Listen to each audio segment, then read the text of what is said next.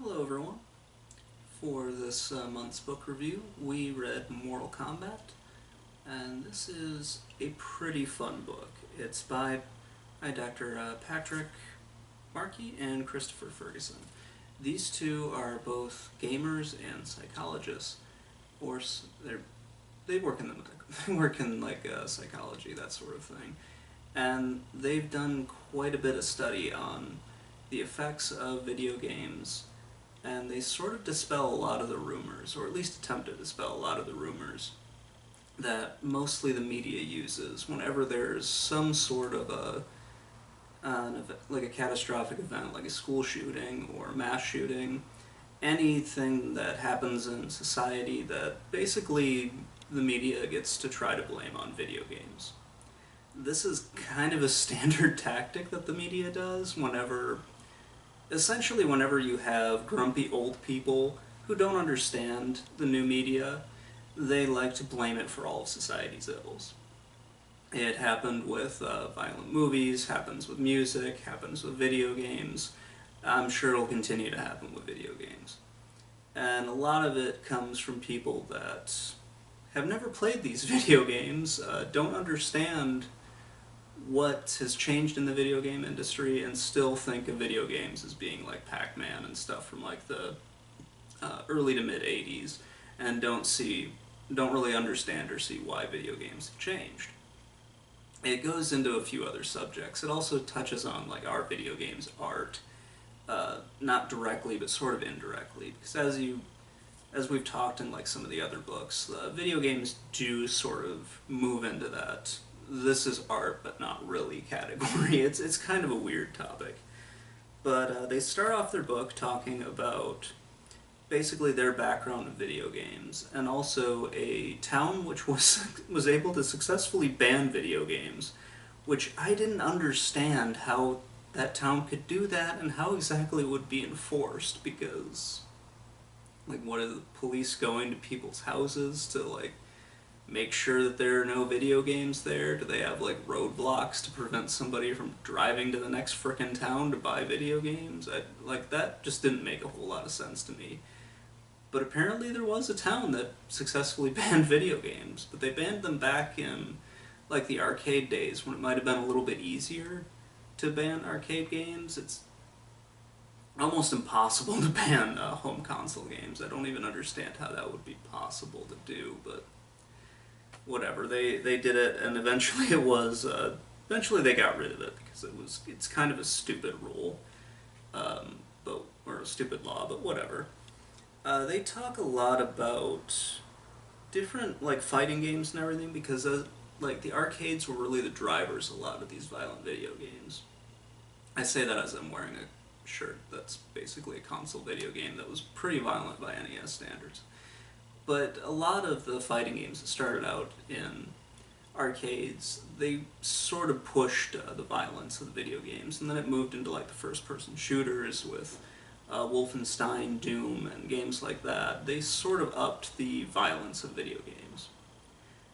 One thing that they talk about in here is Night Trap, and I really don't understand why people keep using Night Trap as an example of a violent video game. I understand that there were like the congressional hearings about it and everything, but if you actually play the game, and I've got the Sega CD version, there's also a PS4 version now, and I think it's on the Switch and probably on Xbox as well. It's not even remotely violent. Like it's like there's very little violence in the game, and that's something that they talk about here.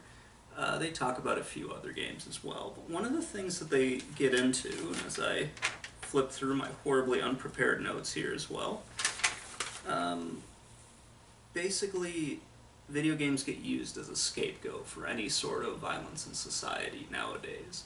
And this has been happening for probably since Columbine, when people decided, oh my god, Doom is horrible. But they realized that, oh my god, Doom is horrible like 6 frickin' years after it happened, or after Doom came out. It was kind of a ridiculous argument. They tried to tie the fact that these people created levels in Doom to the school shooting they committed, and it was a very flimsy argument, especially for like I think it was either a 5 or a 6-year-old game at that time. I think I mentioned it in a video before, but I can't quite remember. My brain's getting old, you have to forgive me.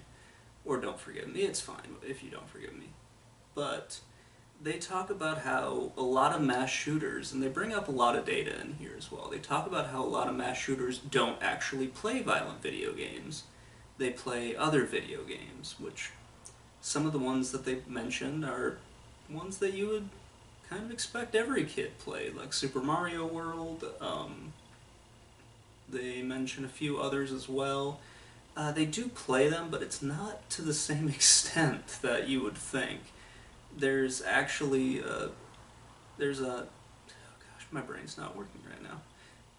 But it's not really like there's no real evidence to say yes, violent video games cause violent behavior in society. You can find a few isolated instances, but for the most part, they show through their data in here, no, you really can't do that. They also tackle video game addiction, which is, I can see sort of where the World Health Organization and also the DSM-5 came about with that, because you can have people with addictive sort of like personalities or some sort of an addictive behavior. They will like sit down and play a video game for a long period of time. That's part of the reason why I believe it was EverQuest or EverQuest 2 actually put a feature in their game where you could order pizza while you're playing, because there were some kids that played too long and actually passed out because they forgot to eat. This didn't happen to me when I was playing World of Warcraft, but when I played World of Warcraft, I would play for a very long time. And I had a friend who was like, hey, we should probably go get dinner, and that's when it would like click to me, be like, oh my god, yeah, I am really hungry. And then we would go and leave, but I'm weird, and I'm not actually the normal human being that needs to eat 3 times a day, so it's a little bit different with me. But yeah, this is a really good book. It's really informative as well. If you're sort of on the fence about, you know, whether I should let my kids play video games, I really would encourage you to read this book, because it kind of dispels some of the rumors out there about video games and about video gamers in general, or just gamers. I don't know why I said video gamers, whatever. But there's a lot of weird stereotypes that still persist to this day, and a lot of them still get pushed, unfortunately, by the media, because they like to blame, you know, anything on new media. Like I said, they blame pretty much everything on the media, which without any actual evidence. And that's another thing that they tackle in this book, is they go through some of the evidence that's been presented.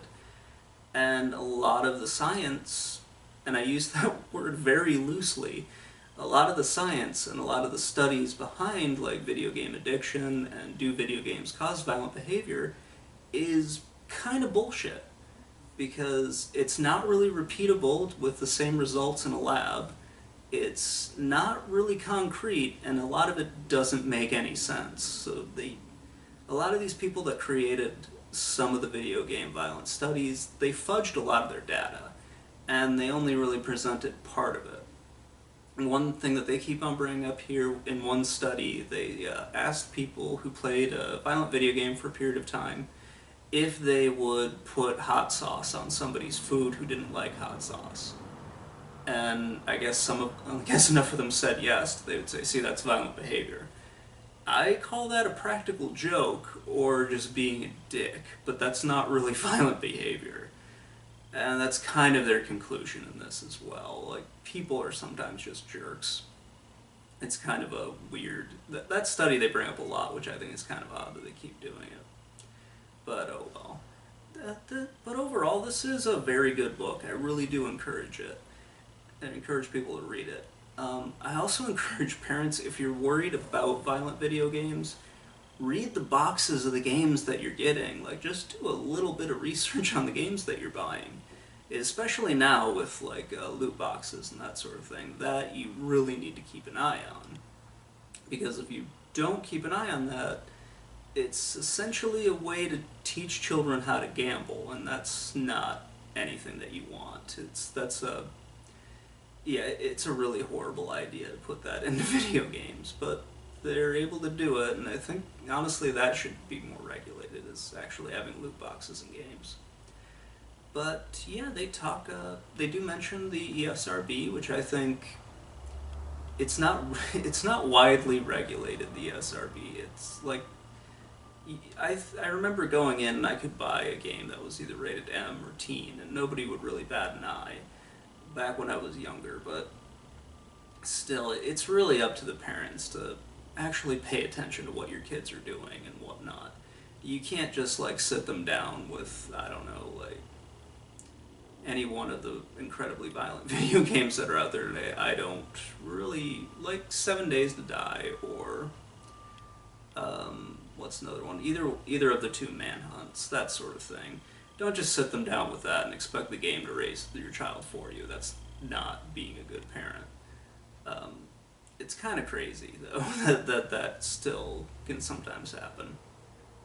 They do address the sort of stereotype of gamers being isolated and not really having any interaction. In this book, I don't think they bring up some of the ways that you can actually monetize your content or sort of expand the way that you interact with people. They do bring up online games a lot, like World of Warcraft, like EverQuest. I don't think they bring up Ultima Online, but that was one of the earlier ones as well, where you're basically talking with a larger group of people from all across the world and playing a game together and cooperatively. They don't really talk about online match play that much, but they do mention like consoles have moved more towards playing games online with each other, not just sitting down and playing in isolation. Even though there are games today that I still like doing that. I mean, I don't really enjoy playing like an RPG with a large group of people. I like kind of trying to figure that stuff out on my own.